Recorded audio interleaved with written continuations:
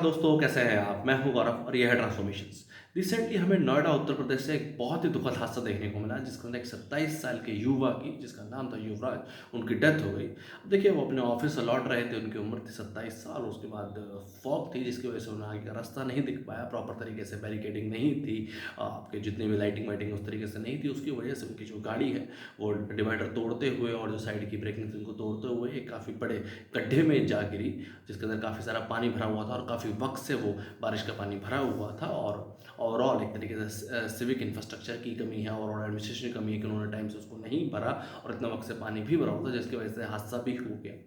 Although ऐसा खबरों में एक तरीके से न्यूज़ में, प्रिंट में हमें देखने को या सुनने को मिल भी रहा है कि अभी रिसेंटली वहाँ पे कोई ट्रक एक्सीडेंट हुआ था।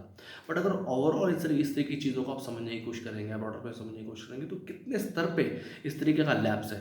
फर्स्ट ऑफ ऑल देखिए, फॉग पे तो किसी का बस है नहीं, वो तो क्लाइमेटिक कंडीशन है। बट ओवरऑल कोई बैरिकेड्स नहीं है, कोई लाइटिंग नहीं है, कोई बैनर्स नहीं है कि कोई भी अगर नया इंसान भी उस रास्ते से एक तरीके ट्रैवल कर रहा हो तो उसको ना पता चल पाए कि आगे किस तरीके की कंडीशन सिचुएशन है। दूसरा, जब पुलिस को फ़ोन किया गया उसके माता पिता के थ्रू कि भाई ऐसे ऐसे टाइप ऑफ कंडीशन, तो वो उस जगह पहुंची भी, पर वो एक तरीके से असमर्थ थी उस तरीके की कंडीशन को सॉर्ट आउट करने के लिए। फिर फायर डिपार्टमेंट आई, वो भी कुछ ऐसा बेहतर नहीं कर पाई। स्टेट डिजास्टर रिस्पॉन्स टीम भी आई, बट उनके पास भी उस तरीके की चीज़ें नहीं थी, उन सबको मैनेज आउट कर सके। और उसके बाद नेशनल जो डिजास्टर रिस्पॉन्स टीम है वो फॉग की वजह से और भी ज़्यादा काफ़ी डिले हो गई, जिसकी वजह से जो युवा है उसकी डेथ भी हो गई और अब तक उनकी गाड़ी भी रिकवर नहीं हो पाई है। वो तो खैर चलो आगे चल के हो ही जाएगी, वो इशू ऑफ कंसर्न नहीं है।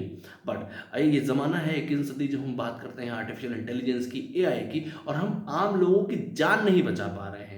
देखिए, इंफ्रास्ट्रक्चर का इशू तो है ही है, सिविक इशू है ही है, हमारे लेजिस्लेटर्स की इशू है ही, हमारे नेताओं की कमी है ही है, एज वेल एज हमारे जो ऑफिसर्स हैं जिनको आप एग्जीक्यूटिव्स भी बोलते हैं उनकी भी कमी है, सबकी कमी है। बट अगर आप ओवरऑल देखेंगे तो कहीं ना कहीं हमारी जो स्टेट डिजास्टर रिस्पॉन्स टीम है वो भी कहाँ प्रॉपर तरीके से तैयार थी। वो बच्चा बिल्कुल बचाया जा सकता था अगर वो जो टीम है जिनका काम ही इस तरीके के डिजास्टर्स में अपना प्रॉपर तरीके से सॉल्यूशन करना या उस तरीके की टफ कंडीशन से जान माल का नुकसान को बचाना होता, और वो भी उस तरीके से चीज़ों को उस समय परफॉर्म नहीं कर पाए। तो आज भी ये समय है कि इस तरह की चीज़ों पे हम एक तरीके से कंक्रीट लेवल पे, डीपर बेस पे फोकस करें, ओवरऑल जो सिस्टम है उसमें इंप्रोवाइजेशन की कोशिश करें। और जैसा कि मैंने हमेशा कहा है, सिस्टम कोई नीचे से ऊपर की तरफ, कोई बेहतरी की तरफ नहीं जाएगा। जब तक सिस्टम ओवरऑल ऊपर नहीं बेहतर होगा तब तक डाउन द लाइन नहीं चेंज हो पाएगा। जब तक हमारा जो पॉलिटिकल ताना बाना है, जब तक हमारा जो पॉलिटिकल जो इलेक्ट्रोल सेटअप है वो बेहतर नहीं होगा, जब तक उसमें बेहतर लोग नहीं जाएंगे या पहुंचेंगे, तब तक ओवरऑल सिस्टम में वो बेहतरी नहीं कर पाएंगे या प्रॉपर एलोकेशन करना या इस तरह की टीम्स को एक तरीके से स्किलफुल रखना या ओवरऑल चीज़ों में बेहतरी करना। सोचिए इस बारे में। जय हिंद, जय भारत।